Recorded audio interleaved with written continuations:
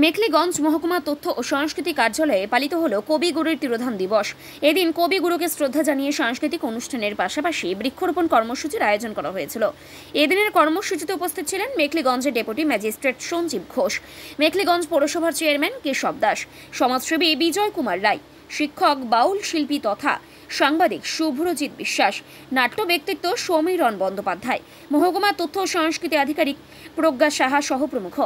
এদিনের অনুষ্ঠানে কবিগুরুর লেখা ভেঙে মোর ঘরের চাবি গানটি গেয়ে সকলের দৃষ্টি আকর্ষণ করেন মেখলিগঞ্জের ডেপুটি ম্যাজিস্ট্রেট সঞ্জীব ঘোষ। এছাড়াও রীতা সিংহ সরকার সঙ্গীত পরিবেশন করেন।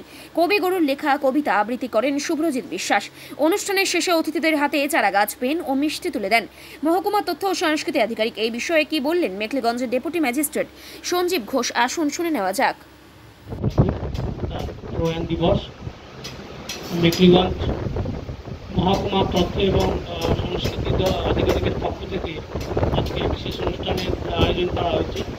প্রয়াণ দিবসে কবিগুরুর প্রতি তার স্মরণ এবং তার প্রতিকৃতিতে মাল্যদান এবং তাকে শ্রদ্ধাঞ্জলি প্রদান করা। তো আজকের এই অনুষ্ঠানে উপস্থিত আছেন দিবস কবিগুরুর মহকুমা তথ্য সংস্কৃতি দপ্তর বিভিন্ন প্রয়াস নিয়েছে। তার মধ্যে একটি হচ্ছে বৃক্ষরোপণ, সবুজের আহ্বান করা, ভালো উদ্যোগ।